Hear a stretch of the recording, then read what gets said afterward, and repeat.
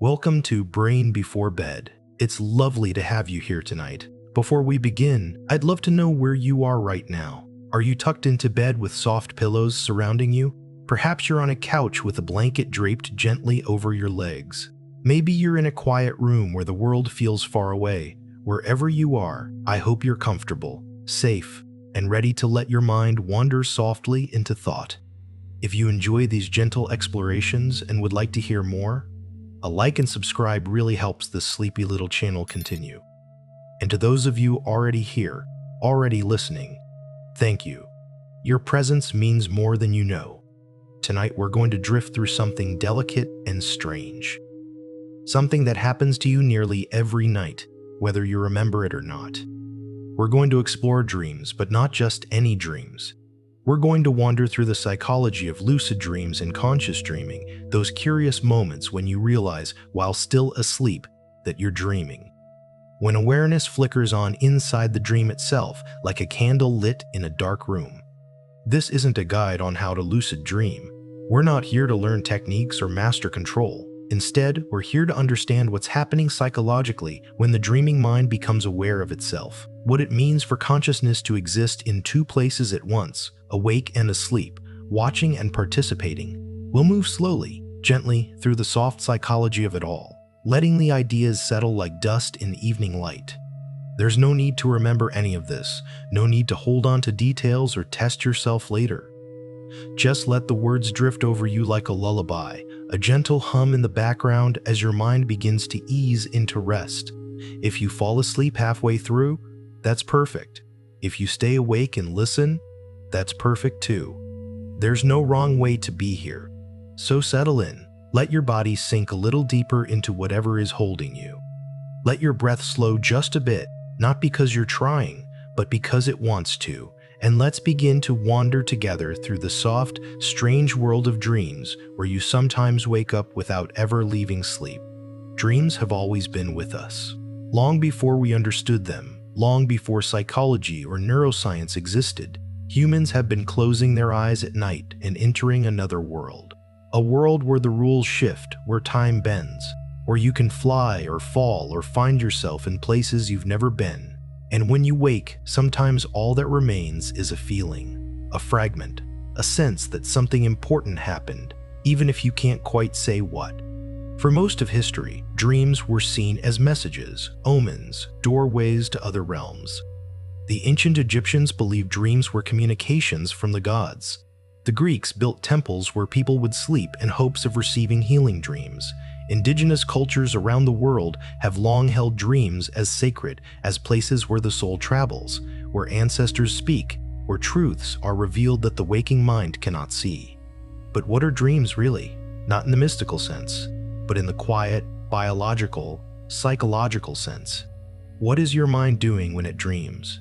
And why does it feel so real, so vivid, so emotionally charged, even when the events make no logical sense?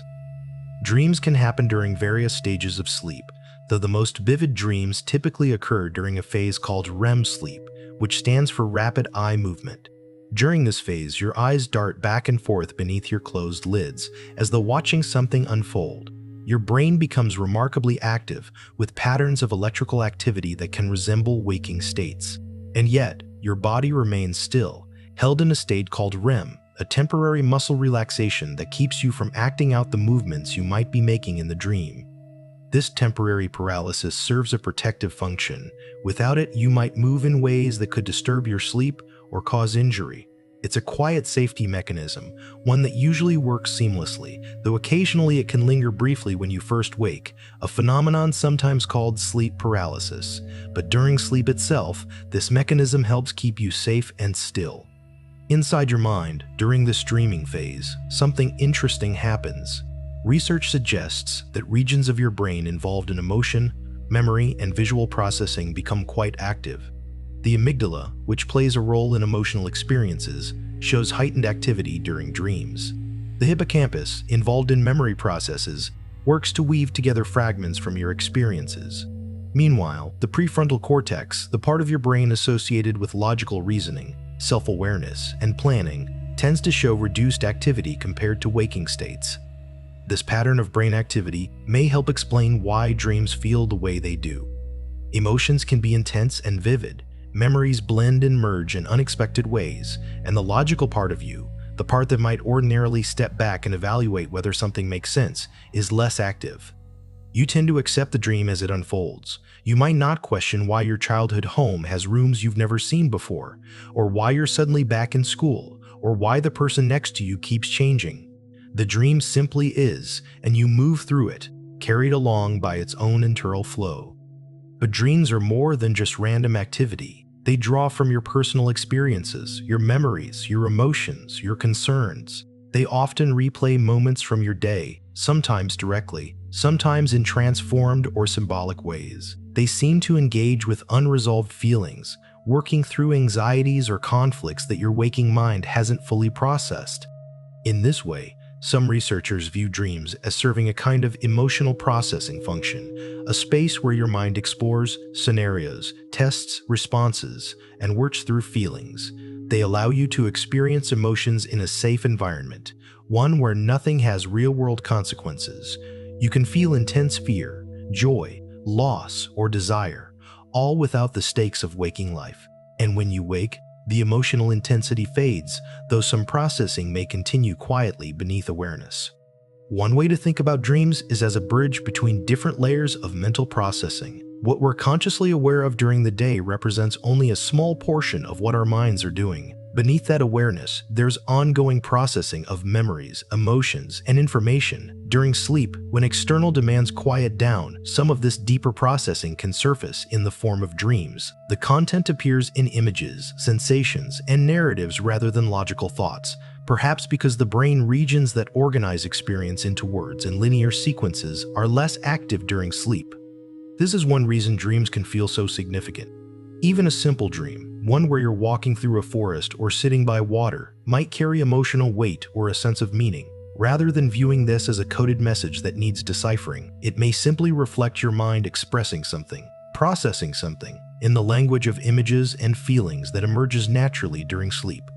And for most people, most of the time, dreams unfold without any awareness that they're happening. You're in the dream, you're experiencing it, but you don't know it's a dream. You accept it fully as reality, at least until you wake and realize it wasn't real at all. The dreaming mind, without the prefrontal cortex fully engaged, lacks the ability to reflect on itself. It simply experiences. But sometimes something shifts. Sometimes, in the middle of a dream, a thought arises, a quiet realization, a tiny spark of awareness that whispers, "This is a dream." And when that happens, everything changes. The dream doesn't end, you don't wake up, but you become present within it in a new way. You're still dreaming, but now you know you're dreaming. This is lucidity. This is conscious dreaming. And it's one of the strangest, most fascinating experiences the human mind can have. The moment you realize you're dreaming, something shifts in brain activity. Research on lucid dreaming suggests that areas of the prefrontal cortex, which tend to be less active during typical dreams, show increased activity during lucid dreams, not to the full extent of waking consciousness, and not enough to pull you out of sleep, but enough to bring a degree of self-awareness and reflection into the dream state. You're still asleep, your body is still resting, but a quality of awareness, the part that observes and reflects, has engaged in a way that's unusual for the dreaming state. You're still asleep, your body is still resting, but a quality of awareness has engaged in debate. This creates a particular kind of consciousness. You're aware, but not in exactly the same way you are when fully awake. Your awareness has a different quality, softer and more fluid. You're present, but not quite grounded in the same way. You can think, you can make decisions, you can even influence aspects of the dream, but it all happens within the distinctive logic of the dreaming mind. Time still feels elastic. Cause and effect remain loose. The world around you can shift without warning. But now, you're watching it happen. You're participating, but also observing. But out? Psychologists call this metacognition, the ability to think about your own thinking. It's what allows you to step back from an experience and reflect on it, even while it's happening. In waking life, you have this ability constantly. You can notice your own thoughts, question your assumptions, adjust your behavior based on self-reflection. But in dreams, this ability is usually absent. The dreaming mind simply flows, reacts, moves from scene to scene without pause. Lucid dreaming is the rare state where metacognition enters the dream. You become aware not just of the dream but of yourself as the dreamer. You remember, however faintly, that there's a you lying in bed somewhere, asleep. You understand that the world around you isn't real, that it's a construction of your own mind. And yet, it doesn't disappear. The dream continues, now with you as a conscious participant. This dual awareness, being both in the dream and aware of the dream, creates a unique psychological space. You're not fully asleep in the usual sense, because part of your mind is awake. But you're not awake either because your body is resting, your senses are disconnected from the outer world, and the dream still unfolds with all its strange, emotional, vivid intensity. You're somewhere in between, straddling two states of consciousness at once.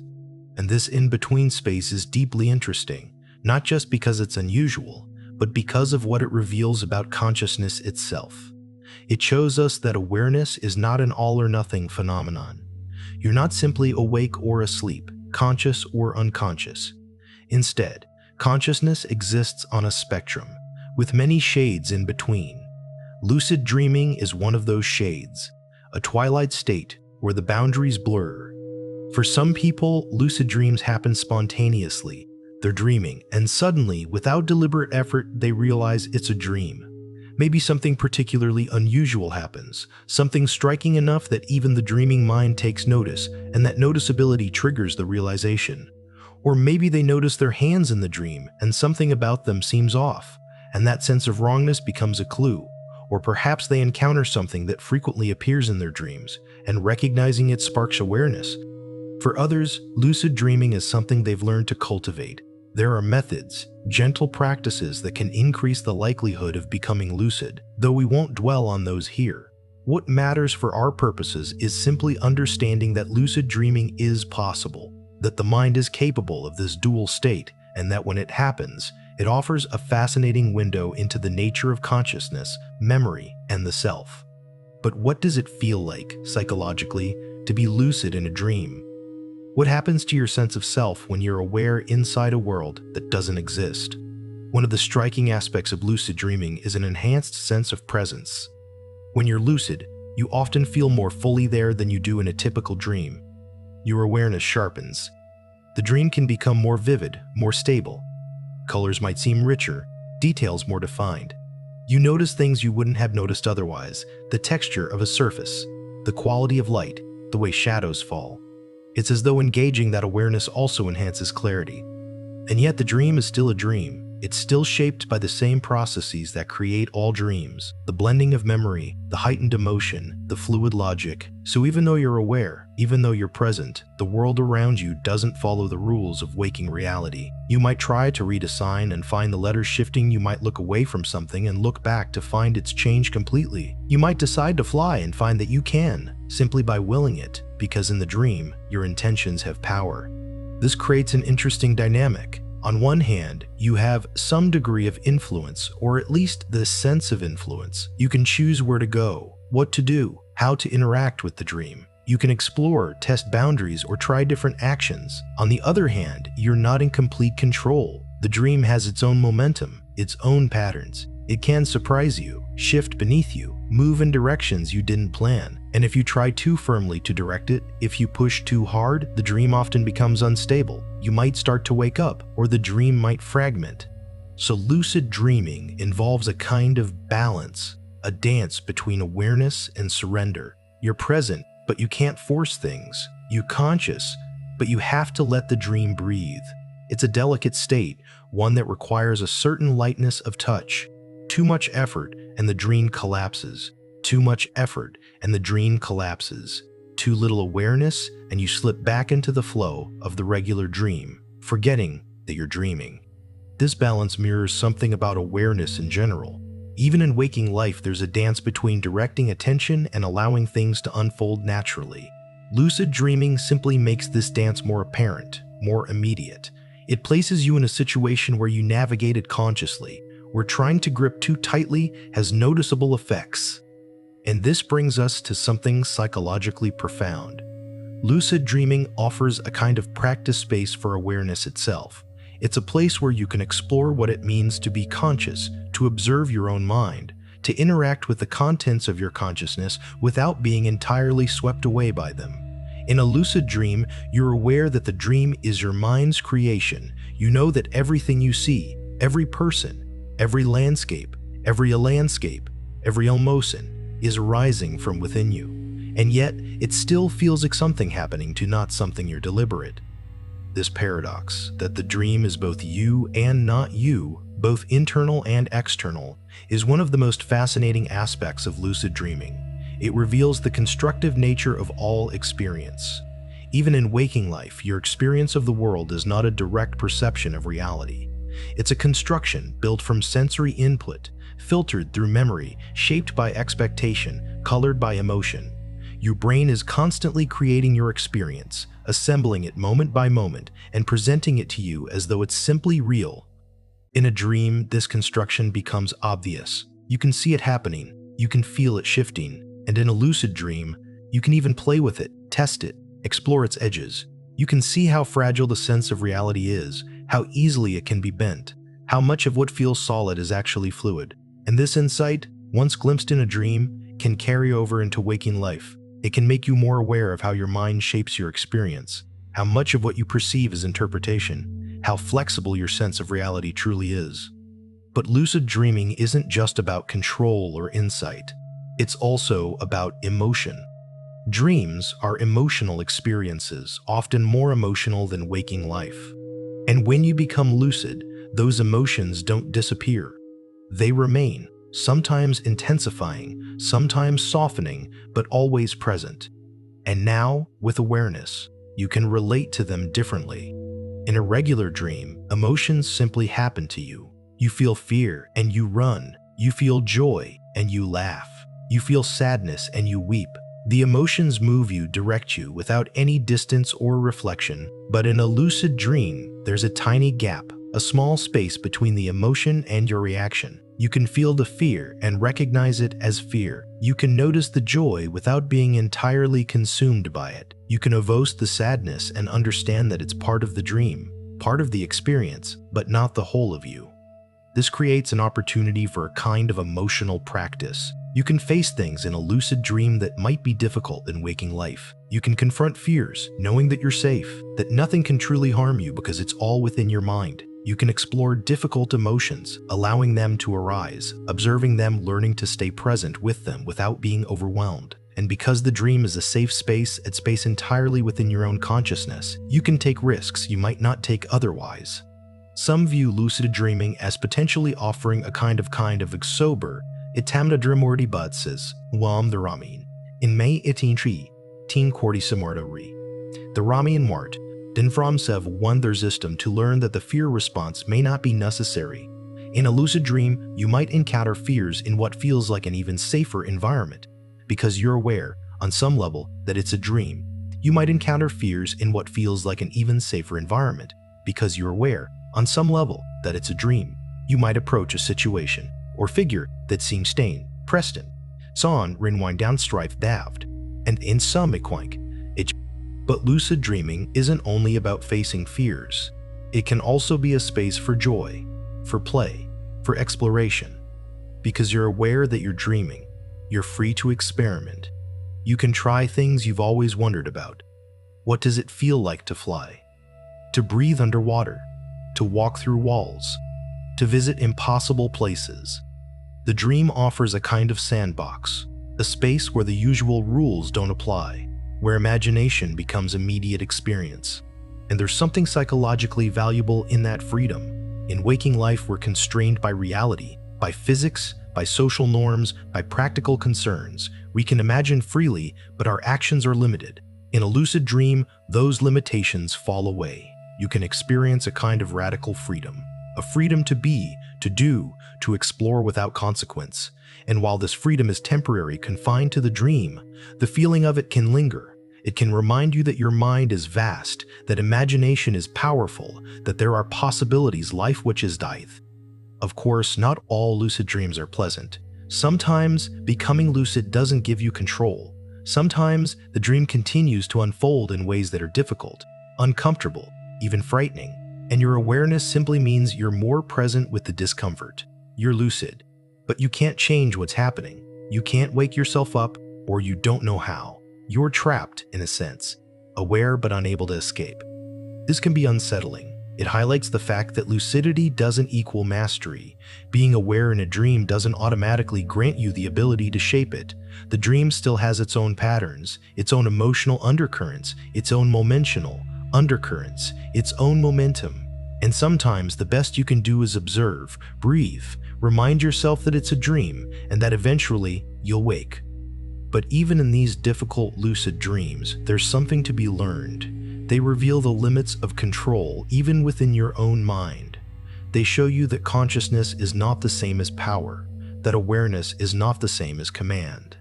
And this can be a valuable lesson, one that applies to waking life as well. You can be aware of your thoughts, your emotions, your reactions, and still not be able to control them completely. Awareness creates space, but it doesn't erase the experience. And perhaps that's okay. Perhaps the goal isn't control at all, but simply presence. Simply being with what is, whether it's pleasant or unpleasant, whether it's what you wanted or not. Lucid dreaming, at its heart, is about presence within the dream. And presence, even in difficulty, is a kind of grace. Based on what we understand about memory formation, lucid dreams often seem to be more memorable than typical dreams. When you're aware during a dream, when metacognition is engaged, this may strengthen how the experience is encoded. People often report being able to recall lucid dreams with greater clarity and detail, sometimes even long after they occur. The act of being aware seems to mark the experience as notable, worth retaining. This makes sense from what we know about memory. Your brain doesn't record everything that happens. It prioritizes experiences that seem meaningful, emotionally significant, or unusual. And a lucid dream often fits these criteria. It's uncommon, it's often emotionally engaging, and it involves a level of awareness that distinguishes it from ordinary dreaming, so the mind may treat it as something worth keeping. But memory in lucid dreams is also unusual. Even though you're aware, even though you can think and reflect, your memory doesn't work quite the way it does when you're awake. You might remember things from your waking life, your name, where you live, what happened earlier in the day. But those memories are often less clear, less complete. You might find it difficult to recall specific details, or you might remember things that never actually happened, with memory and imagination blending together. This likely reflects how memory systems function during sleep. The hippocampus, a brain region involved in forming and retrieving memories, is active during dreams, but it's not operating in the same coordinated way with other regions as it does during waking. It's pulling up fragments, associations, emotional connections, and weaving them together without the usual logical oversight. So, in a lucid dream, you might remember your childhood home, but when you go there in the dream, it's not quite right. Rooms are in unexpected places, colors are different, people who shouldn't be there appear. Memory is active, but it's also fluid, more create. And this fluidity extends to your sense of identity. Who are you in a lucid dream? You're aware that you're dreaming, so in one sense, you're you, the person lying in bed asleep, but you're also inhabiting a dream body, moving through a dream world, interacting with dream versions of people and places. And sometimes, in a lucid dream, your sense of self can become more flexible. You might find that you're not entirely sure who you are. You might feel like yourself but different somehow, younger, older, or changed in subtle ways. You might realize that you're inhabiting a role, even while aware that you're dreaming. Or you might experience a kind of distance, where you're observing the dream self from elsewhere, watching yourself move through the dream without fully identifying with the character. This can feel unusual, but it can also offer insight. It could suggest that the self, the sense of I, is more flexible than it appears in waking life. In ordinary consciousness, you have a relatively stable sense of identity, a continuity of self that connects your memories to your present moment. But in a lucid dream, that continuity loosens. You're still aware, still conscious, but the boundaries of self become softer, less fixed. And this can offer a glimpse into how identity itself is constructed. Based on current understanding in psychology, the self is not a single, unchanging entity. It's better understood as an ongoing process, something your brain continuously constructs from memory, perception, narrative, and context. You feel like a continuous self because your mind works to create that feeling, connecting moments together, maintaining a coherent sense of who you are. But in a lucid dream, this constructive process becomes more apparent. You can notice how the sense of self shifts, adapts, sometimes even feels fragmentary. And while this might sound unsettling, people often experience it as peaceful, even freeing. If the self is flexible, if identity is more fluid than rigid, then perhaps there's more room to change, to explore, to experience yourself in different ways. Of course, this doesn't mean that the self dissolves in a lucid dream. You're still aware. You still have a perspective, a point of view. You still experience the dream from somewhere as someone. But the boundaries of that someone become less rigid, and this softening can carry over into waking life. People who experience lucid dreams sometimes report feeling less rigidly attached to their self-concept, more able to observe their inner experience with curiosity, rather than taking every thought as absolute truth. This is similar to what happens in certain forms of meditation, where the practice is to observe the mind without identifying with its contents. In meditation, you learn to notice thoughts arising and passing, emotions coming and going, sensations shifting, all without grasping at them or pushing them away. You learn to be the observer, the witness, rather than being entirely swept up in the experience. Lucid dreaming offers a similar opportunity, but in a more vivid, immersive context. You're observing your own mind, your own consciousness, in real time as it constructs a world, populates it with characters, generates emotions, and responds to your intentions. And this observation, this witnessing, can cultivate a kind of psychological flexibility, a lightness in how you relate to your inner experience. But it's important to note that lucid dreaming is not a requirement for this kind of insight. You don't need to learn to lucid dream in order to understand the constructed nature of experience, or to develop a more flexible relationship with your thoughts and emotions. Lucid dreaming is simply one doorway, one possible path among many, and for some people, it's a path that opens naturally. For others, it remains closed, or only slightly ajar, and that's perfectly fine. What matters is not whether you lucid dream, but whether you cultivate awareness, presence, and compassion in whatever state you find yourself. Whether you're awake, asleep, dreaming, or lucid, the underlying principles remain the same. Be present, be curious, be gentle with yourself, let things be as they are, while remaining open to change. And perhaps in the end, that's the deepest lesson that lucid dreaming has to offer. Not control, not mastery, not the ability to shape your dreams into whatever you want, but simply the recognition that you are aware, that consciousness is flexible, and that even in the strangest, most fluid states of mind, there is a steady presence, a quiet knowing, that remains. When you're lucid in a dream, one of the first questions that often arises is, what do I do now? You're aware, you're present, and the dream stretches out before you like an open landscape. And the temptation, the natural impulse, is to do something, to fly, to explore, to test the boundaries, to see how much you can shape and direct the dream. And there's nothing wrong with this impulse. Exploration, play, curiosity, these are all natural responses to finding yourself aware in an impossible world. But there's also another approach, one that's less about doing and more about being. And this approach reveals something important about the psychology of control, both in dreams and in waking life. Control is a strange thing. We value it highly. We want to feel in control of our lives, our choices, our circumstances. And when we lose control, when things happen to us that we didn't choose and can't change, it can feel frightening, overwhelming, unbearable. So we grasp for control wherever we can find it. We plan, we organize, we try to predict and prepare. And in many ways, this is healthy. A sense of agency, the feeling that you can influence your life, is important for psychological well-being. But control has limits. There's always more beyond your influence than within it. You can't control other people, or the weather, or the economy, or whether you get sick, or 1,000 other things that shape your experience. And if you hold too tightly to the illusion of control, if you try to force things that can't be forced, you create suffering for yourself. Anxiety, frustration, disappointment, all arise when reality doesn't match your desire for control.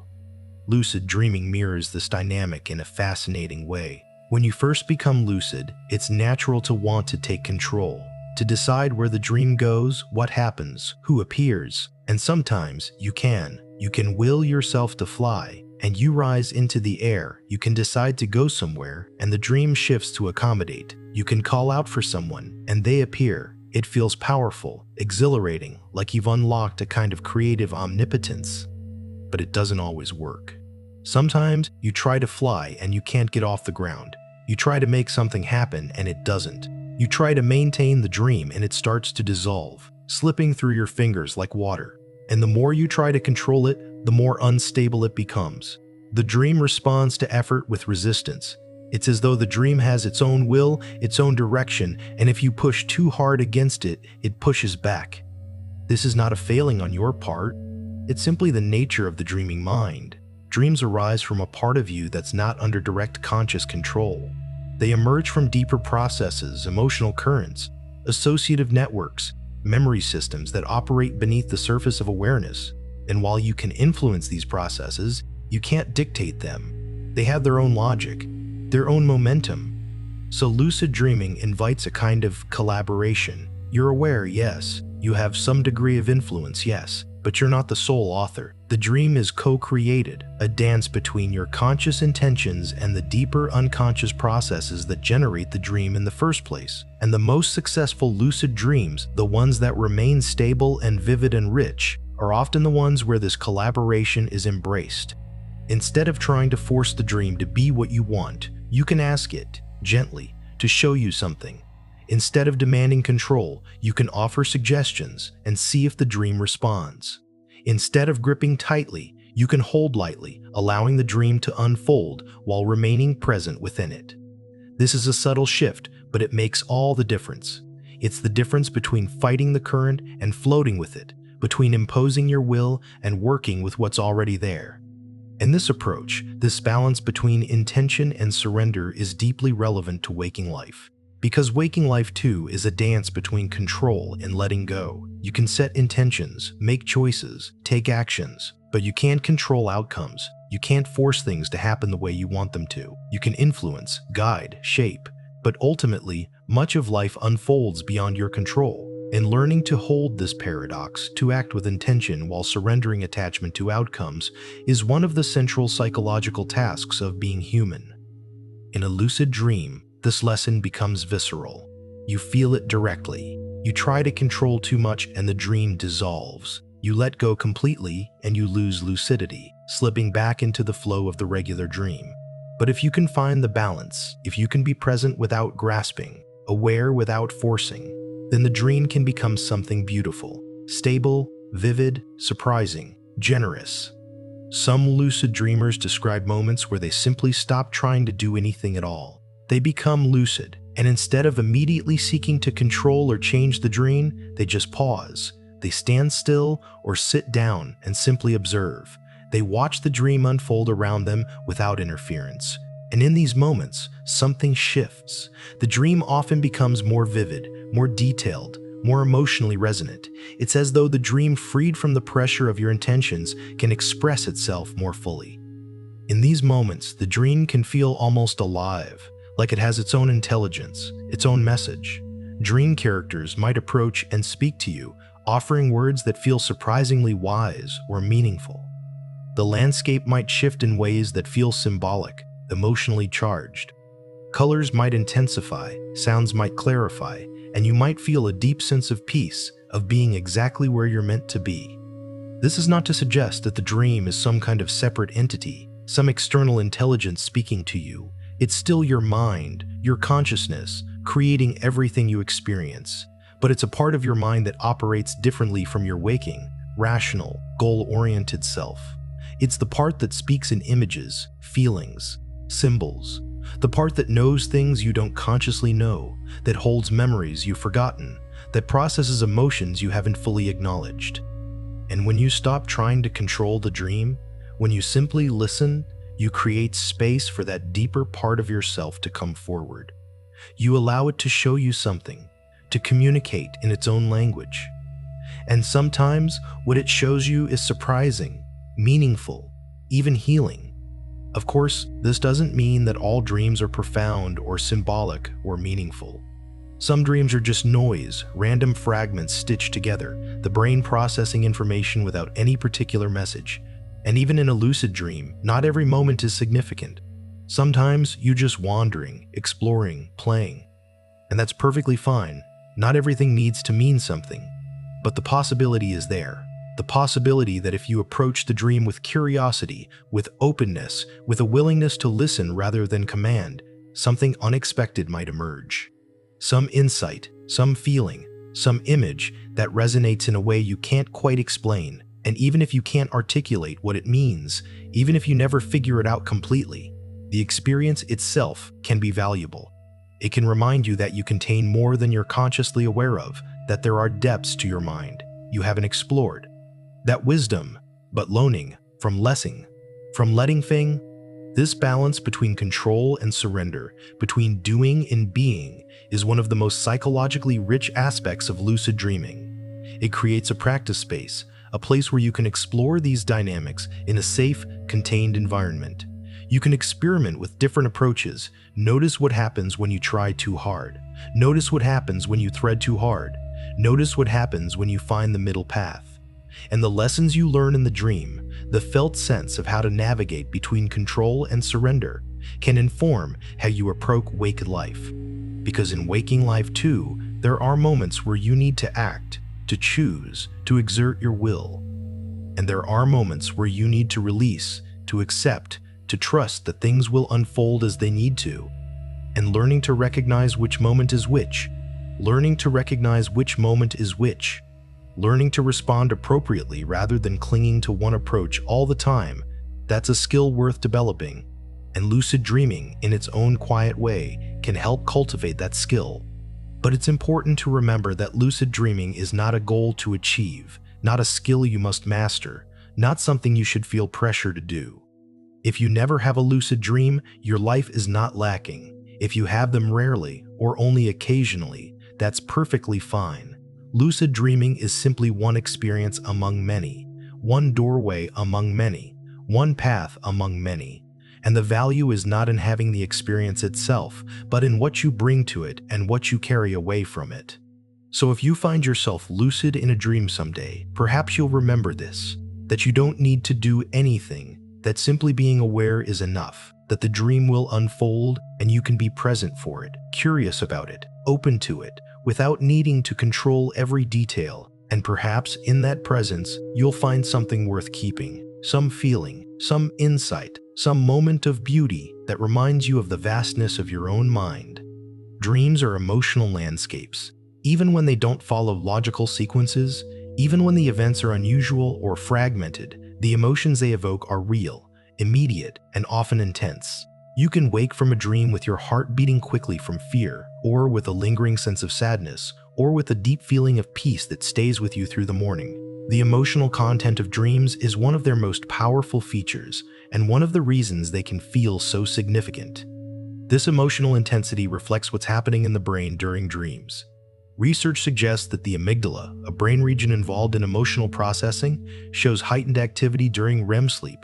At the same time, the prefrontal cortex, which typically helps modulate emotional responses and provide context, shows reduced activity. So emotions can arise with less of the usual regulation or tempering. They're experienced more directly, with less rational overlay. In a typical dream, you're carried along by these emotions. They influence you, shape the dream's direction. If you feel fear, you might run. If you feel affection, you might move towards someone. If you feel anger, you might react. The emotion and the response flow together, with very little space between them. This is part of why dreams can be so vivid and memorable. The emotional quality stamps them into memory as something noteworthy. But in a lucid dream, something shifts. When you become aware that you're dreaming, you create a small space between the emotion and your response to it. You can still feel the emotion, sometimes quite intensely because your awareness can amplify the experience. But now, you can also observe it. You can notice that you're feeling fear or joy, or sadness and recognize it as a feeling rather than being entirely swept up in it. This creates what might be called psychological distance, though that phrase doesn't fully capture the experience. You're not distant from the emotion in the sense of being detached or numb.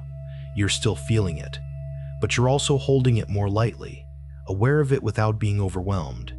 You're experiencing the emotion and simultaneously aware that you're experiencing it. And this dual awareness can change the quality of the experience. In a lucid dream, you can explore staying present with challenging emotions. You can feel fear and choose not to run. You can feel frustration and choose not to react. You can feel sadness and simply allow it without needing to fix it or push it away. This isn't about suppressing emotions or pretending they're not there. It's more about learning to be with them, to hold space for them, to let them exist without letting them entirely directions. This is relevant beyond the dream state. In waking life, emotions can feel overwhelming. They arise suddenly, sometimes without clear cause, and they can feel like forces outside your control. Fear can immobilize you. Anger can feel consuming. Sadness can seem bottomless. And when you're in the grip of strong emotion, it can be hard to remember that it's a temporary state that will pass. But if you've explored being with emotions in a lucid dream, if you felt fear and stayed present, felt sadness and let it move through you, then you have an experiential reference.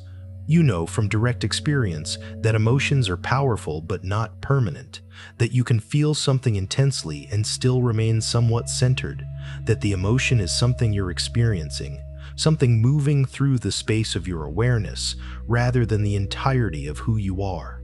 This doesn't make the emotions less real or less valid. It simply gives you more room to work with them, more flexibility in how you respond, more capacity to stay grounded even when the emotional weather is stormy. Of course, not every lucid dream is an opportunity for emotional practice. Some lucid dreams are light, playful, joyful. You're aware and you use that awareness to explore, to experiment, to enjoy the freedom of the dream. And there's value in that too. Joy, playfulness, a sense of wonder, these are emotions worth experiencing fully, worth savoring.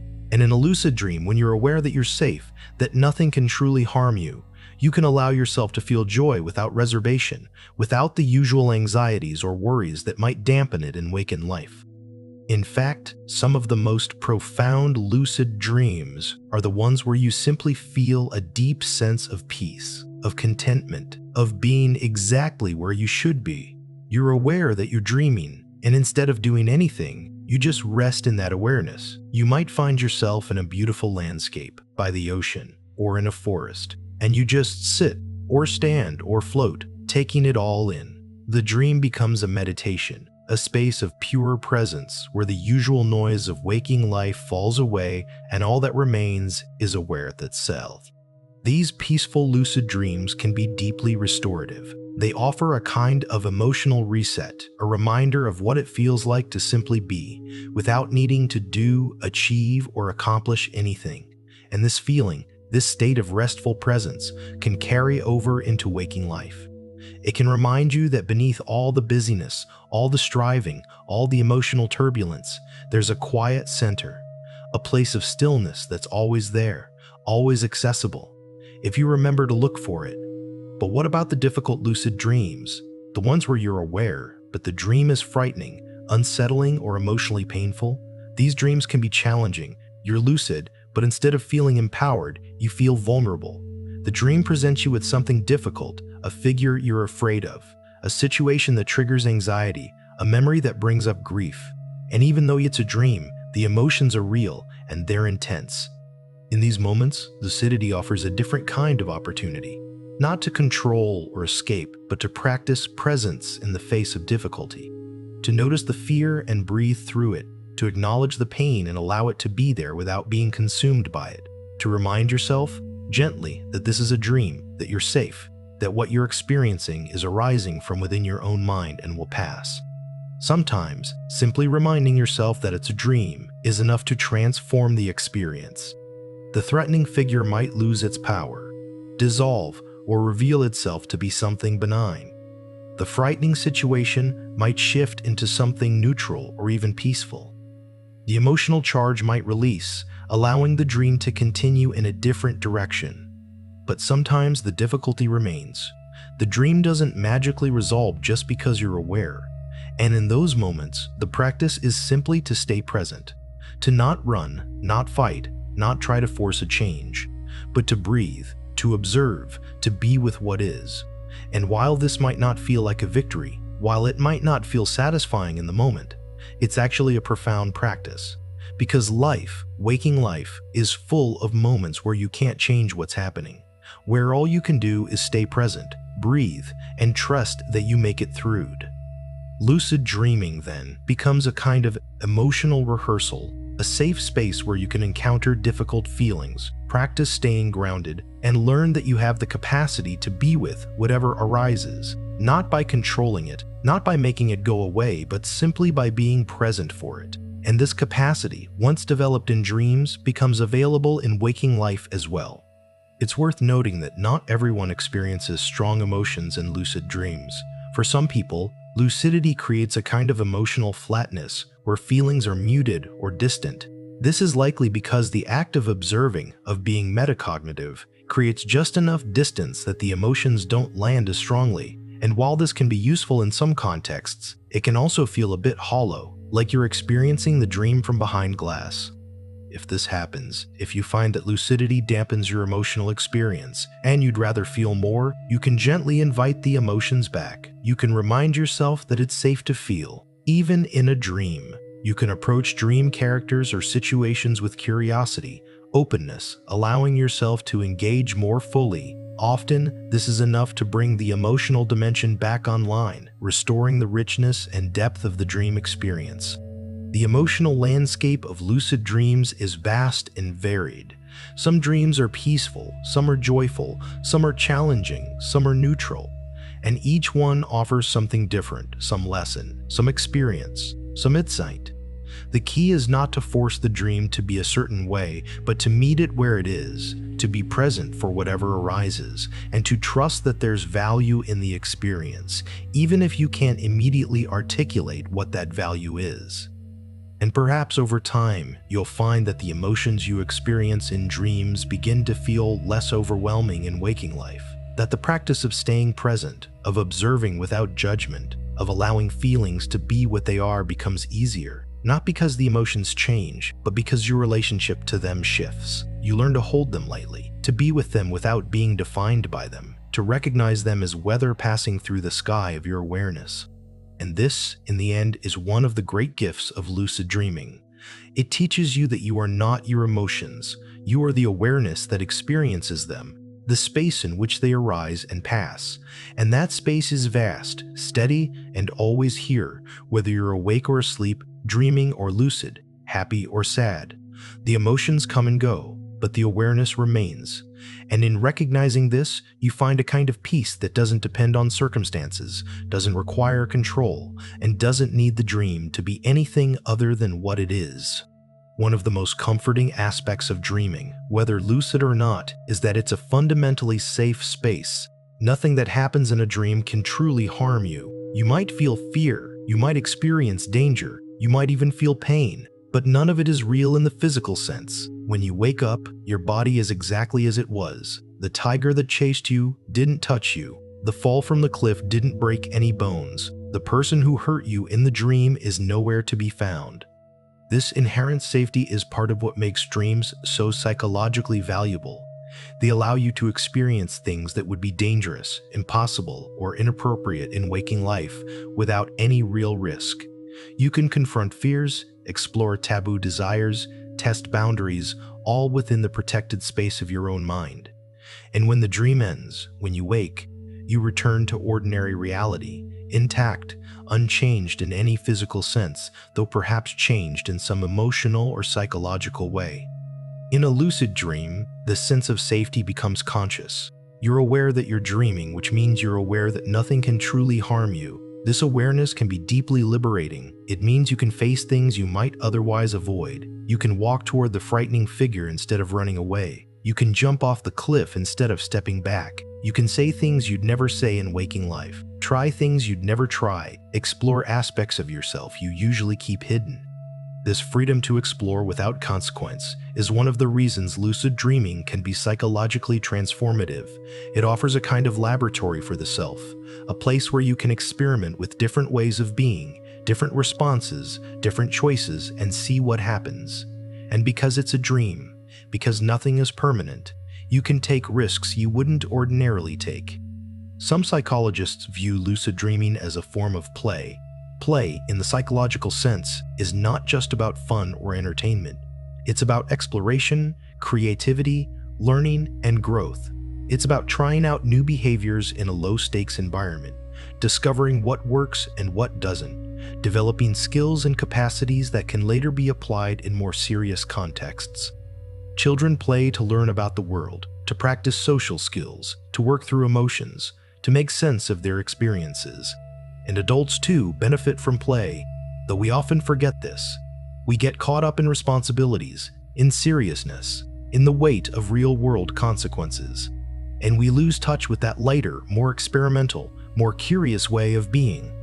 Lucid dreaming brings play back. It reminds you that not everything needs to be serious, that exploration for its own sake has value, that you can try things without needing them to lead anywhere specific. You can fly not because flying serves any purpose, but simply because it's possible, because it feels good, because it's play. You can explore strange landscapes not to find anything in particular, but simply because they're there, because you're curious, because wandering is its own reward.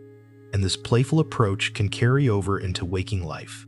Not in the sense that you stop taking things seriously, but in the sense that you remember that life doesn't have to be all seriousness. That there's room for curiosity, for experimentation, for trying things without knowing how they'll turn out. That mistakes aren't failures, they're just part of the process. That you don't always need to have a goal or a reason. Sometimes you can just explore, just pay, just be. The safety of the dream space also makes it an ideal environment for processing difficult experiences. In waking life, when something painful or traumatic happens, your mind naturally tries to protect you. It might push the memory away, numb the emotions, create distance between you and the experience.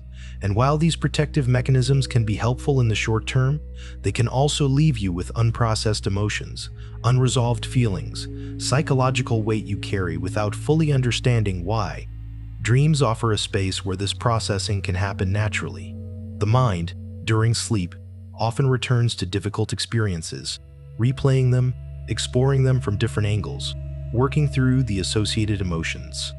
Sometimes this happens directly, where you dream about the actual event.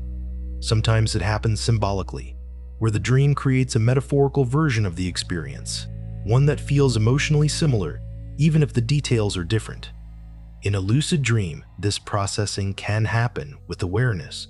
You can recognize that the dream is showing you something difficult, something you need to work through, and you can choose to stay present for it rather than avoiding it.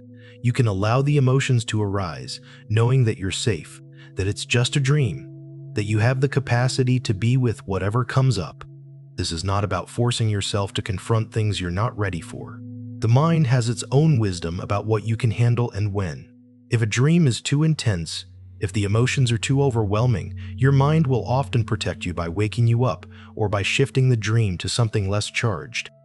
But if you can stay present, if you can breathe through the difficulty, there's often a release, a softening, a sense that something has shifted. Some people use lucid dreaming intentionally for this kind of emotional processing.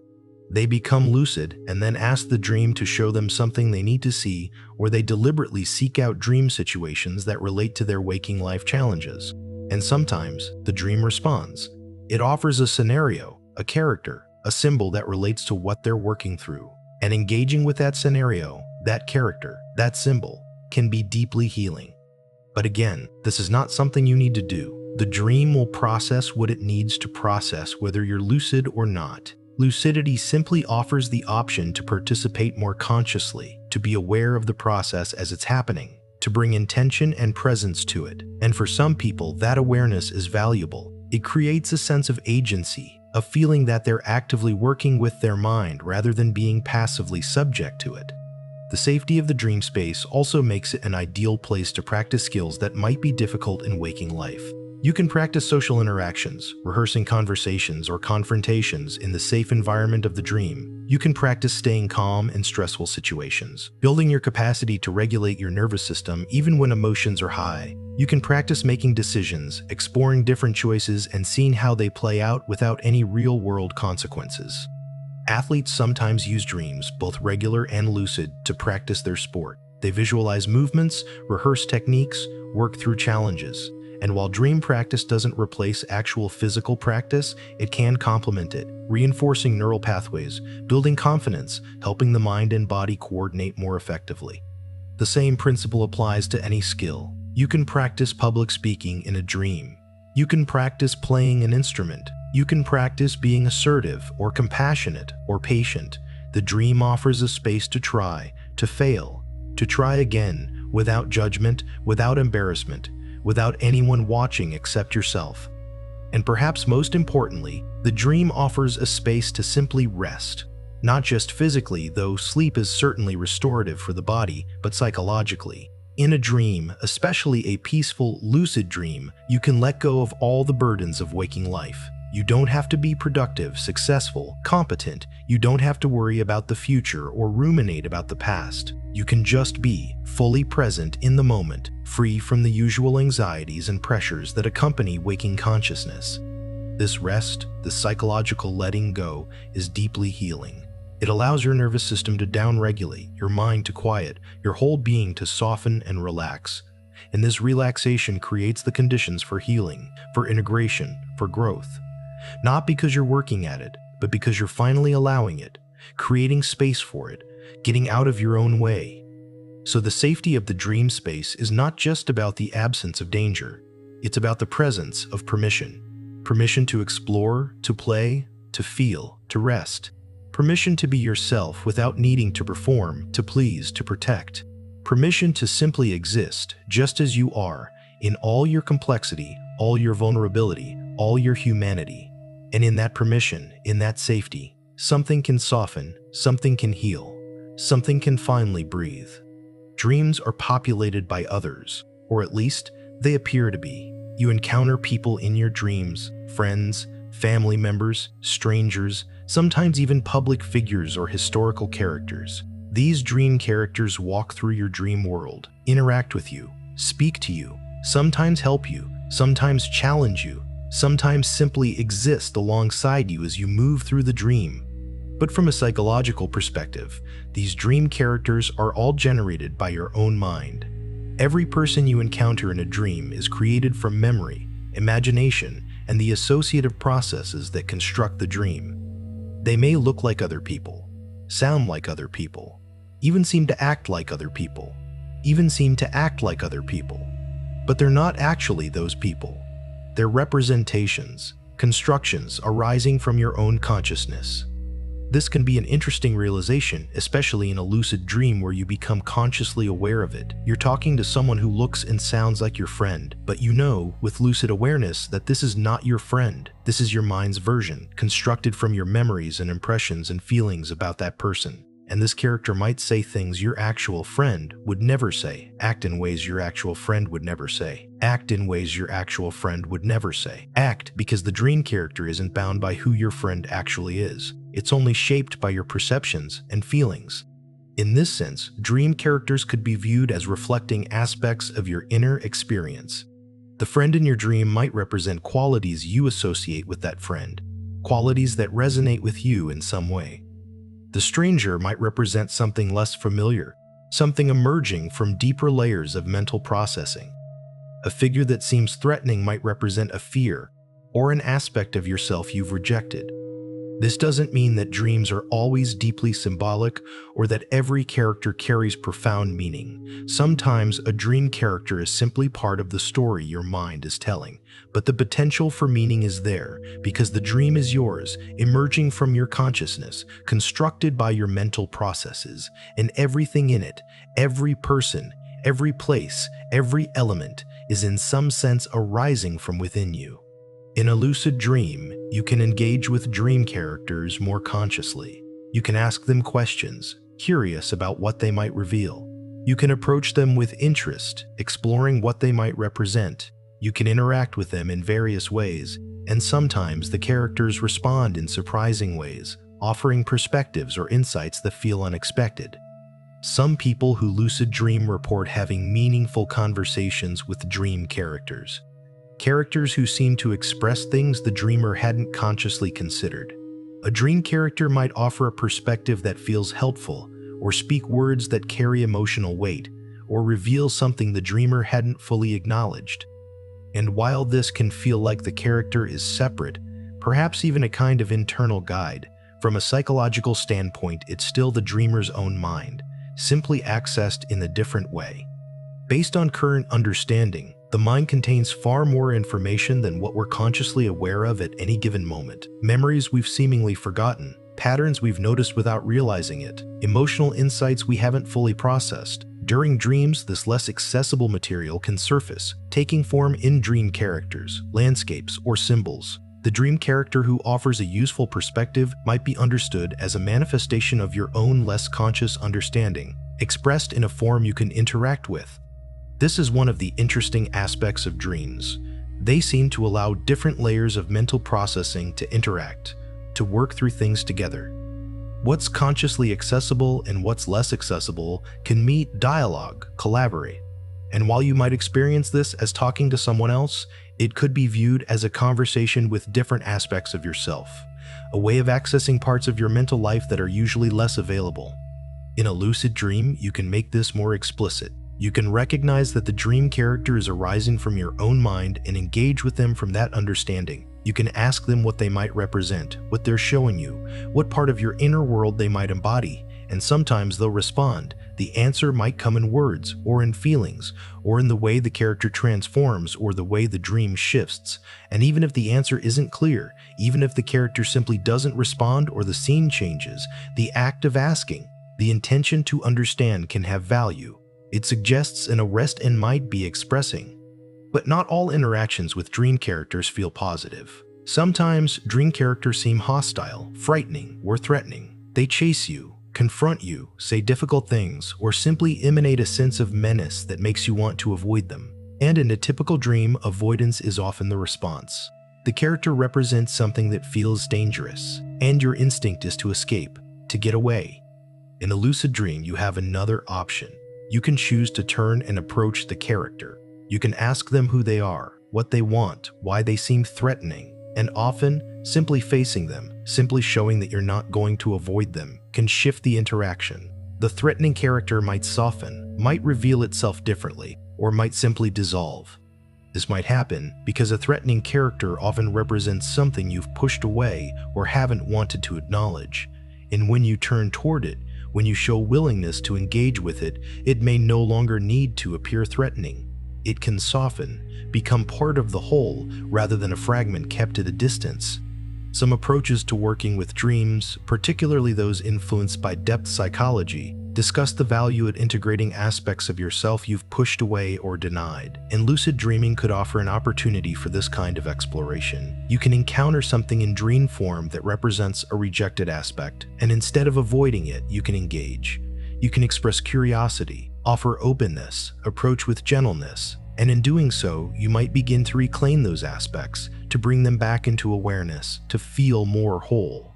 Of course, this kind of exploration isn't always easy. Sometimes what appears threatening in dreams represents difficult things, traumas, painful memories, or aspects of yourself that carry shame. And confronting these in a dream can be intense, overwhelming, even destabilizing. So it's important to approach this gently, to recognize when you're ready and when you're not. Dreams will often shift away from material that's too intense, but it's still wise to be cautious, to listen to yourself, to honor your own pace.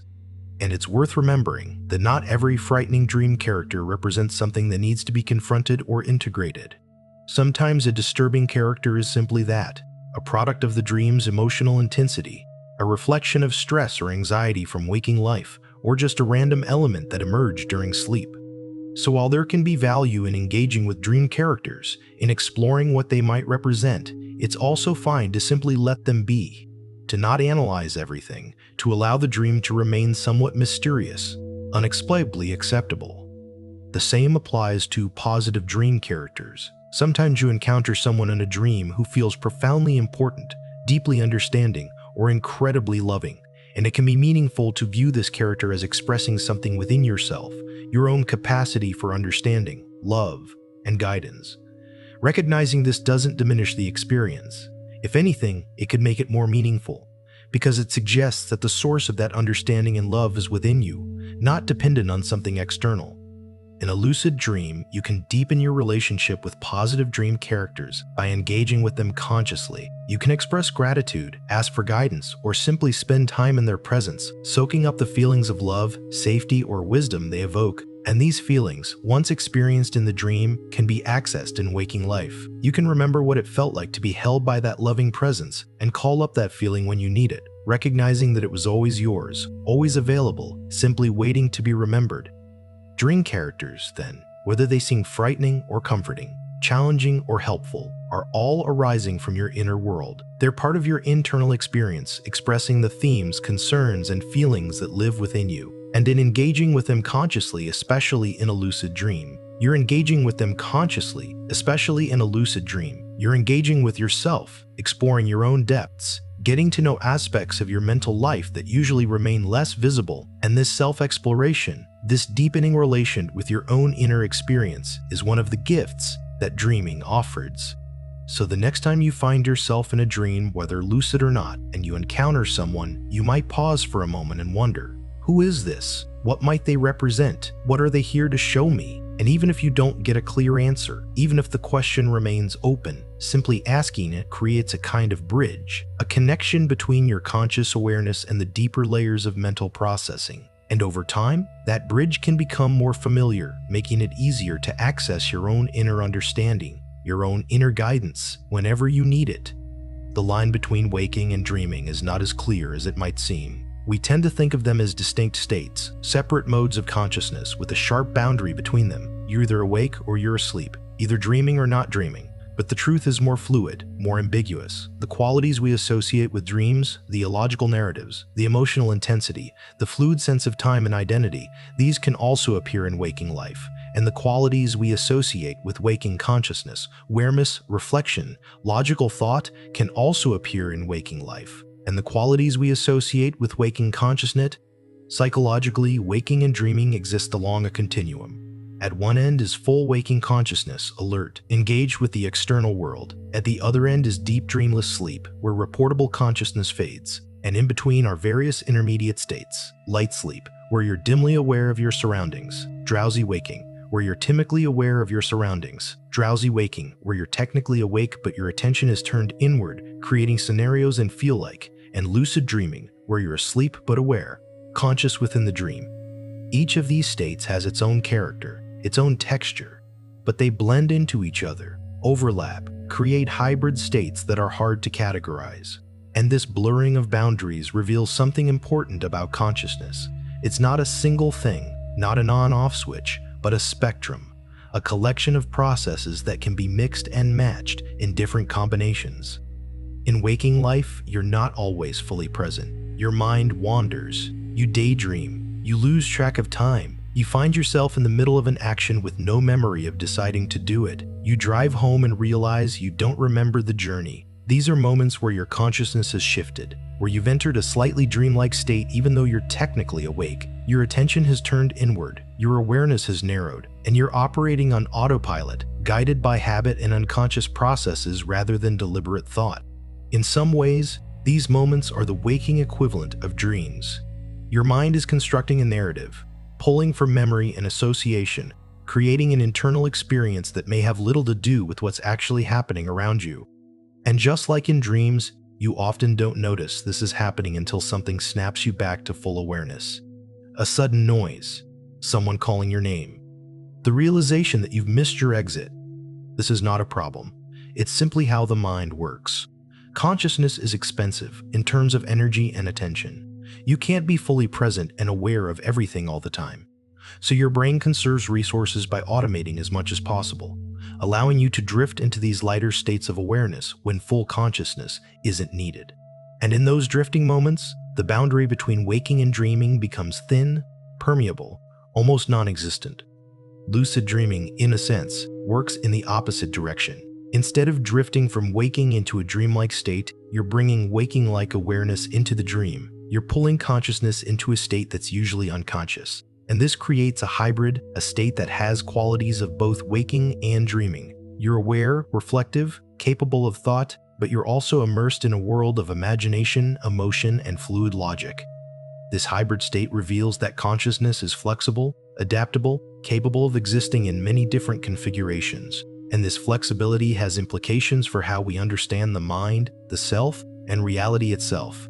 Because if waking and dreaming are not fundamentally different, if they're just different points on the same spectrum, then perhaps the sharp divisions we make between them, between real and unreal, between self and not self, between inside and outside, are not as absolute as they seem.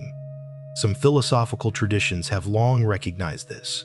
In certain forms of Buddhism, for example, waking life is sometimes described as dreamlike, a constructed reality that we take to be solid and permanent, but which is actually fluid, impermanent, and empty of inherent existence. The practice, in these traditions, is to recognize the dreamlike nature of waking experience, to see through the illusions, to awaken within the dream of life, just as one might awaken within a sleeping dream. This is not to say that waking life is literally a dream, that nothing is real, or that you should stop taking your responsibilities seriously, but it does suggest that the way you experience reality is not a direct, unfiltered perception. It's a construction built by your brain from sensory input, filtered through memory and expectation, shaped by emotion and attention. And just like in dreams, this construction can be fluid, can shift, can be influenced by your state of mind. In a lucid dream, you learn this experientially. You see how easily the dream changes, how responsive it is to your thoughts and feelings, how malleable reality can be when you're aware of its constructed nature. And this insight can carry over into waking life, making you more aware of its constructed nature. And this insight can carry over into waking life, making you more aware of how your mind shapes your experience, how much of what you perceive is interpretation rather than raw fact, how flexible your sense of reality truly is. This doesn't mean you start doubting everything or questioning whether you're awake or asleep all the time, but it might make you a little less certain, a little more curious, a little more open to the possibility that there are other ways of seeing, other ways of being, other ways of being, other ways of experiencing the world than the one you're accustomed to. And this openness, this flexibility, can be psychologically valuable. It can make you more adaptable, more resilient, more able to navigate change and uncertainty. The boundary between waking and dreaming also blurs in other ways. Sometimes, dream content bleeds into waking life. You wake from a vivid dream and the emotions linger, coloring your mood for hours. You carry a sense of unease from a troubling dream, or a warmth from a beautiful one, even though you know intellectually that it wasn't real.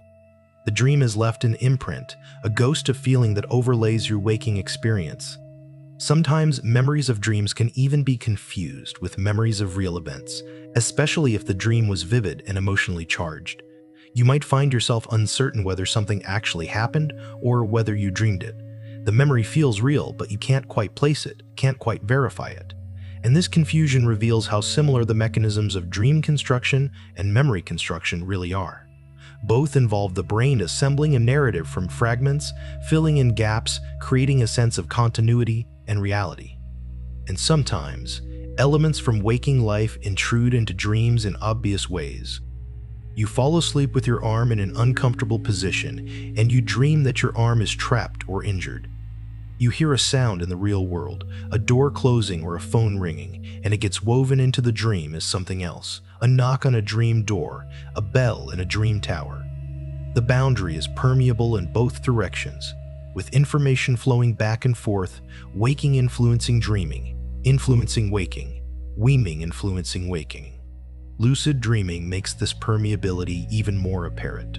Because you're conscious in the dream, you're aware of both states simultaneously, holding them both in mind. You know you're lying in bed, even as you're also walking through a dream landscape. You remember your waking life, even as you're engaged with dream characters who don't exist in that life. You straddle two realities, two modes of being, and in doing so, you experience firsthand how thin the line between them really is. And perhaps this is one of the most valuable insights lucid dreaming offers. Not that waking and dreaming are the same, but that they're more similar than we usually think.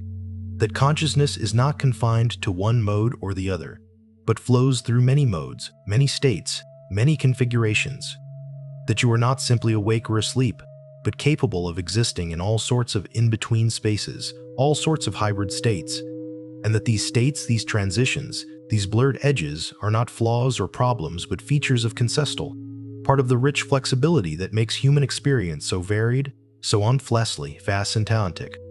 So as you drift now, as your mind begins to ease towards sleep, you might notice these transitions, the way your thoughts become less linear, more associative, the way images begin to appear unbidden, half-formed scenes that dissolve before they fully crystallize, the way your sense of time becomes elastic, moments stretching out or compressing. These are not separate from waking consciousness.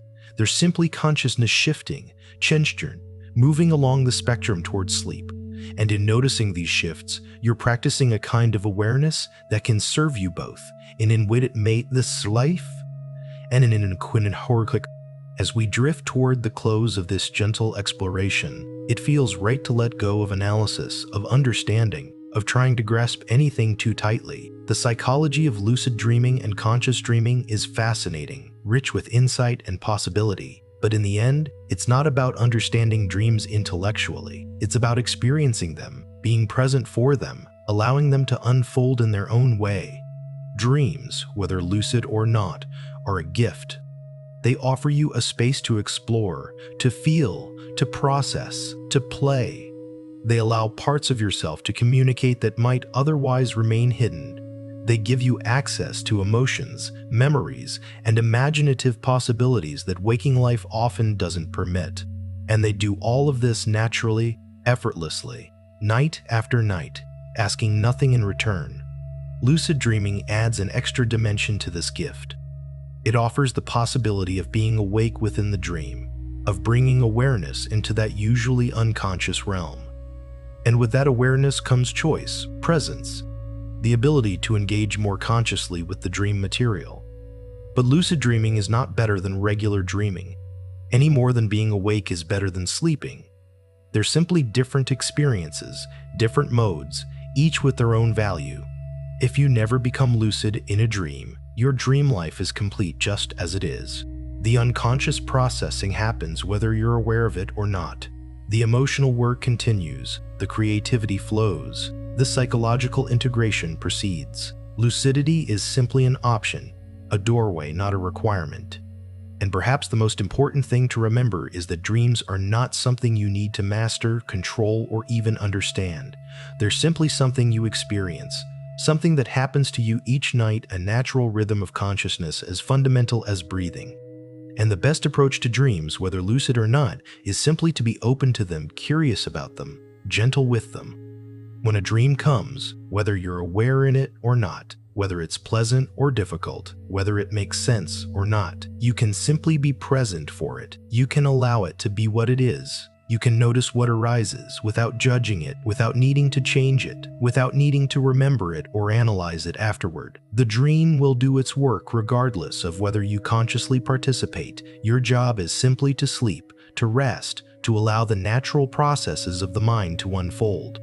And as you rest now, as your body settles and your mind begins to drift, you might notice a softening. The thoughts that were clear and distinct begin to blur at the edges. The boundary between yourself and the world around you becomes less defined. Time feels less urgent, less linear, and somewhere in this softening, in this blurring, in this gentle dissolution of ordinary consciousness, dreams will begin. They might be vivid, full of color and emotion and strange narratives.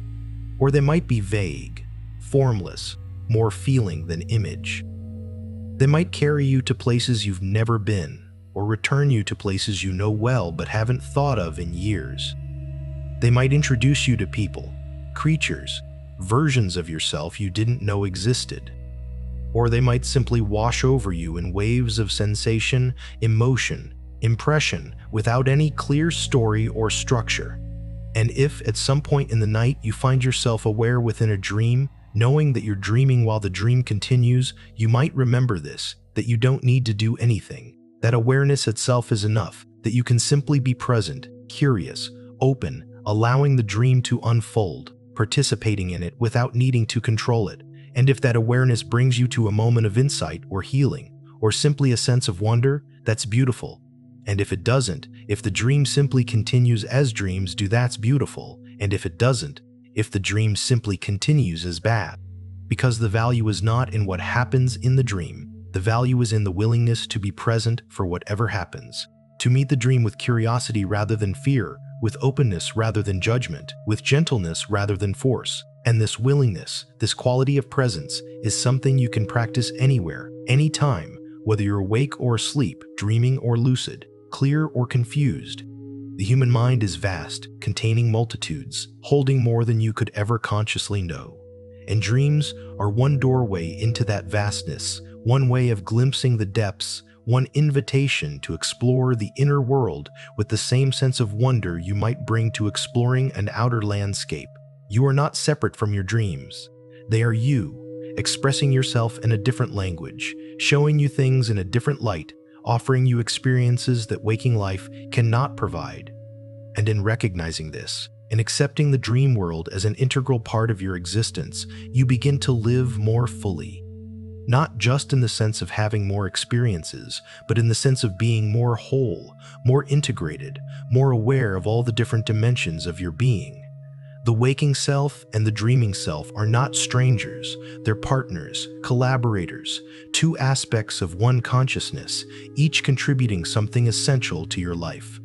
So as you drift now, as sleep draws nearer, you might feel a sense of safety, of trust that whatever dreams come will be exactly what you need, even if you can't understand why. Trust that your mind knows how to process, how to heal, how to integrate without your conscious intervention. Trust that in letting go, in allowing sleep to come, in surrendering to the natural rhythms of consciousness, you're not losing anything but gaining access to something precious. The quiet wisdom of the dreaming mind, the emotional richness of the unconscious, the creative possibilities that emerge when the logical mind. And if you become lucid tonight or tomorrow night or never, it doesn't matter. What matters is that you're here, that you're resting, that you're allowing yourself to simply be. No goals to achieve, no problems to solve, no pressure to do anything at all. Just this moment, this breath, this gentle settling into whatever comes next. The dreams will come when they come, and when they do, whether you're aware of them or not, they'll do their quiet work. Processing the day, integrating experiences, soothing emotions, making space for whatever tomorrow brings. And when you wake, you'll be renewed, restored, ready to meet the day with whatever energy and clarity sleep has given you. But for now, there's nothing to do, nowhere to go, nothing to think about or figure out or remember. Just this softness, this quiet, this gentle drifting. The words are fading now, becoming less important, less distinct. They're just sounds, just vibrations, just a gentle hum in the background as your mind turns inward, as consciousness shifts, as the dream world draws nearer. And somewhere in this drifting, you might notice that you're not quite awake anymore, not quite asleep. You're somewhere in between, in that liminal space where anything is possible, where the ordinary rules don't quite apply, where your mind is free to wander, to play, to explore without constraint. And this space, this in-between place, is where dreams are born, where lucidity can flicker on, or not. And either way, it's perfect. So rest now. Let yourself sink deeper into comfort, into stillness, into the gentle embrace of sleep. Let the day fall away, all its concerns and tasks and thoughts. Let your body become heavy, soft, supported. Let your breath slow, deepen, become a quiet rhythm that needs no attention. And let your mind drift, freely, softly, wherever it wants to go. The dreams are waiting, not demanding, not insisting, just waiting patiently for you to arrive. And when you do, whether you know it or not, whether you're lucid or lost in the flow, they'll welcome you. They'll show you things, tell you things, give you experiences that only dreams can give. And tomorrow, or the next day, or someday, you might remember fragments of what you experienced. or you might remember fragments of what you experienced, or you might remember Fambidithal, and both are fine. Because the value of dreams is not in remembering them, it's in experiencing them, in living through them, in allowing them to do their quiet work beneath the surface of consciousness. They're not meant to be captured, analyzed, or held onto. They're meant to be experienced and released, like clouds passing through the sky of your awareness. Beautiful in their moment and then gone, making space for the next moment, the next dream, the next breath. So breathe now, slowly, gently, without effort, and let yourself go. Let yourself drift. Let yourself sink into the softness, the darkness, the quiet mystery of sleep. And if dreams come, let them come. If lucidity arises, let it arise. If nothing but deep rest unfolds, let that be enough. Because it is enough. You are enough. This moment is enough. This moment is enough. Rest well, dream well. And when you wake, whenever that is, may you carry with you a sense of the vastness within, the depths unexplored, the possibilities still waiting. The conscious mind and the dreaming mind, the waking self and the sleeping self, all part of one beautiful, complex, endlessly fascinating whole. You are all of it, all at once, always. And for now, simply rest. Simply be. Simply let the night hold you as you drift softly, gently into dreams. Good night.